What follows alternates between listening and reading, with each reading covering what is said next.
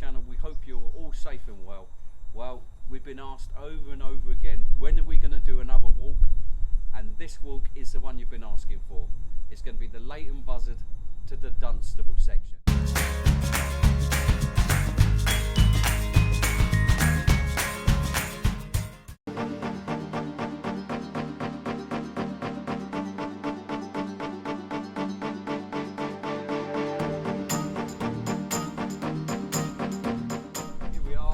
Leighton Buzzard, and correctly on the London North Western Railway.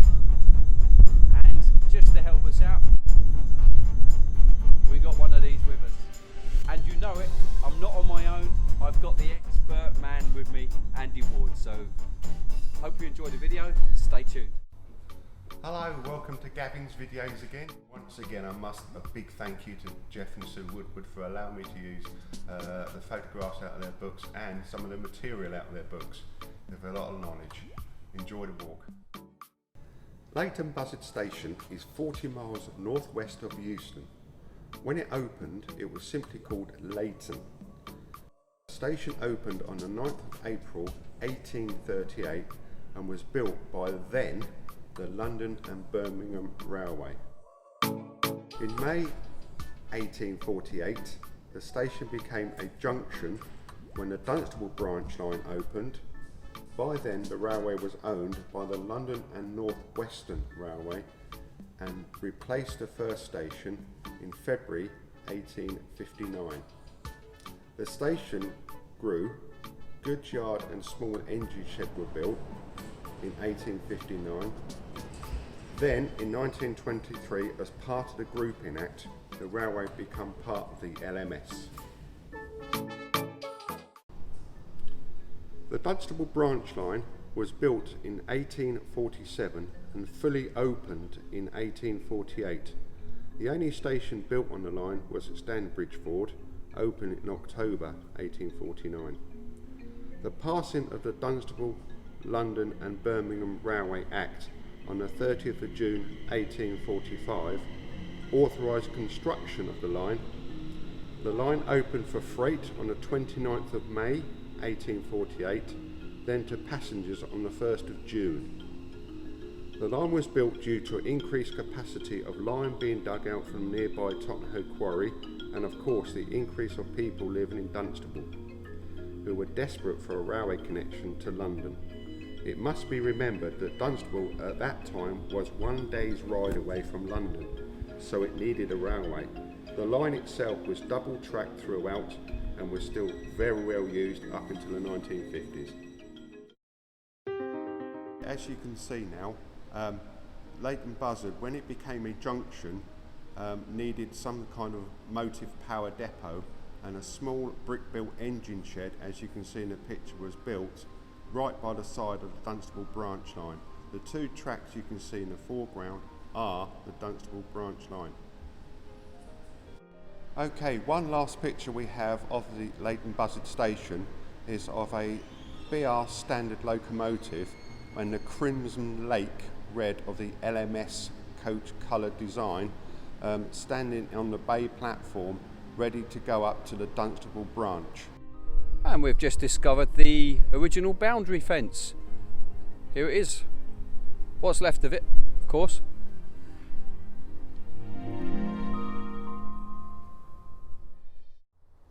Okay, now we've gone to the other side of what was the engine shed.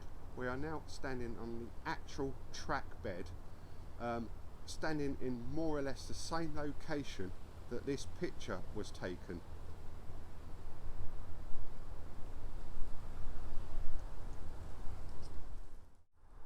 And just turning around here, that's where the track would have gone. This is the direction, roughly where that building is now, was where Wing Crossing was. Finding this little brook just the other side of the engine shed is a real bonus for us. We didn't expect to see this, and you can see the extent that the railways went to make sure that all their bridges and tunnels, even a little culvert like this, would have been well engineered. This is also where the track curved away and went downhill slightly from the station over Wing Crossing, and as you can see to my left, you can see the embankment where the original main line still exists, and the track curved round and down to Wing Crossing. So here's the wall that we just filmed the other side. We've got our back now to the Wing Crossing, so I'm going to turn around slowly.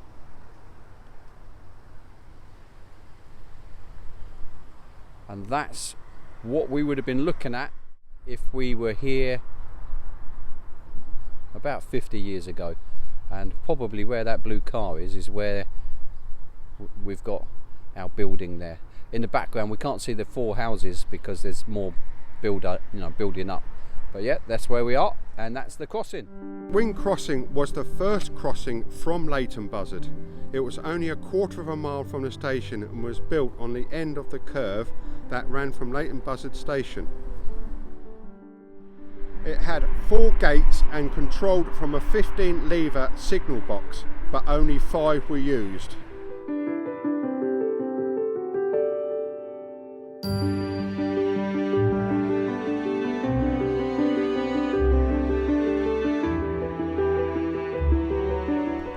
Heading towards Dunstable, and we're not sure, but these houses in the background may have been the ones in the photo we just showed you.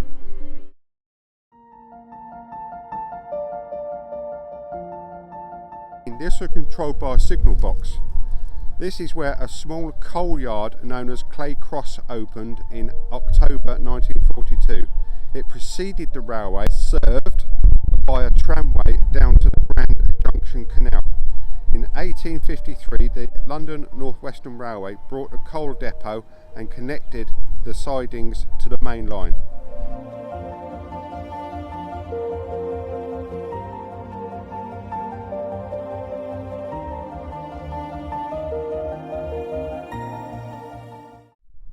You'll be pleased to know now that we're in Mentmore Gardens, and that means we are now about to go up the track bed, and here I'm standing on it as we go through these 2 gates for our route to Dunstable.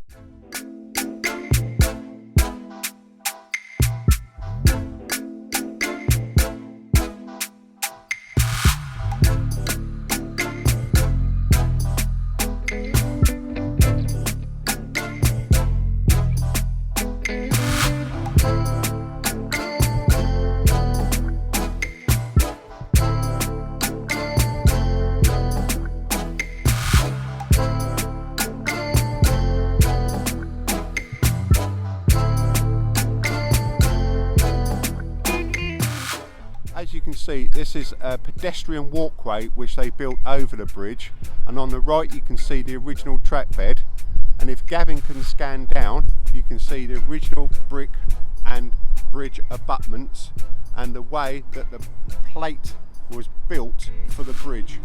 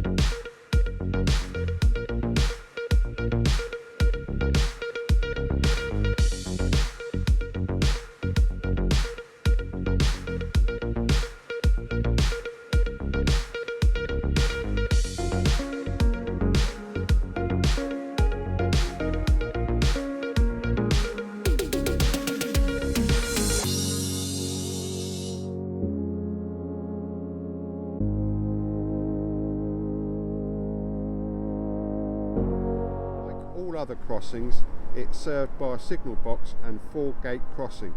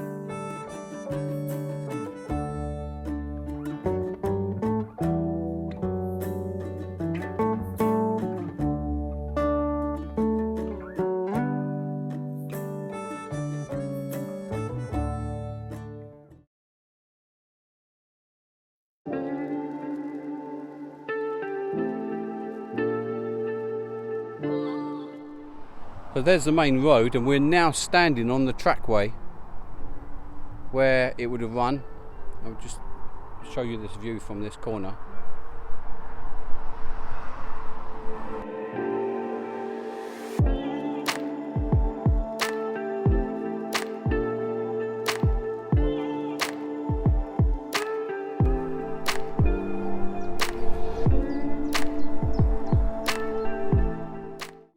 To walk along the main road because we couldn't follow the track bed, but this is where it would have come out. I know you can't see very much, but there isn't really that much you can see. And as we move the camera around, this road wouldn't have been here, but the track would have gone straight across to the station just the other side of these trees.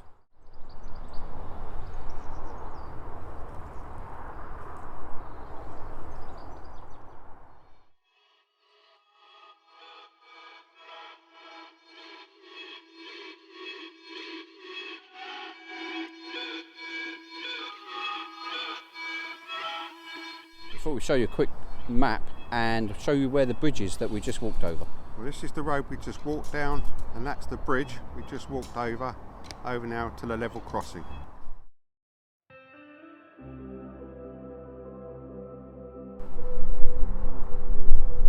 And we're very pleased to have found it because not many of the stations are still standing these days, and of course it's a private residence. But look at this, it's beautiful, and they've got a lovely sign outside the house which we'll show you. Look at that, that's lovely, that is. Stanbridgeford House, with a lovely picture of a locomotive with LMS on it, which is fantastic. Station built on the line between Leighton Buzzard and Dunstable. It contained a brick-built two-storey for both the station master's house and ticket office and waiting rooms. On the upside of the platform was a brick and wooden booking and parcels office, a small wooden waiting hut and a small wooden ladies' waiting room. That was on that side. This was a typical London North Western station built in 1849 and was opened in October 1849. On the downside there was a siding which accommodated all sorts of goods over the years. Behind that there was a cattle dock and pen. Stanbridgeford Station, taken around 1967, roughly 5 years after closure. As you can see, all the infrastructure is still in situ. The track, the signals, everything's all there. But it wasn't long after this that all this was removed. This is the level crossing that was just by the side of the station building. As you can see, it was a manual operated 4-gate crossing and final crossing on the route from Leighton Buzzard to Dunstable.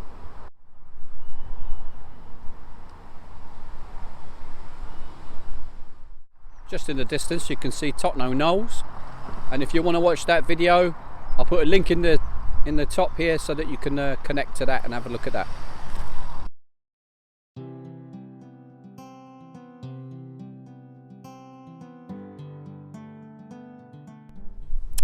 As you can see, this was a double tracked bed that we are crossing now. You can see on the left is the new passenger pedestrian. It's the pedestrian walkway they built across. Hang on, pause.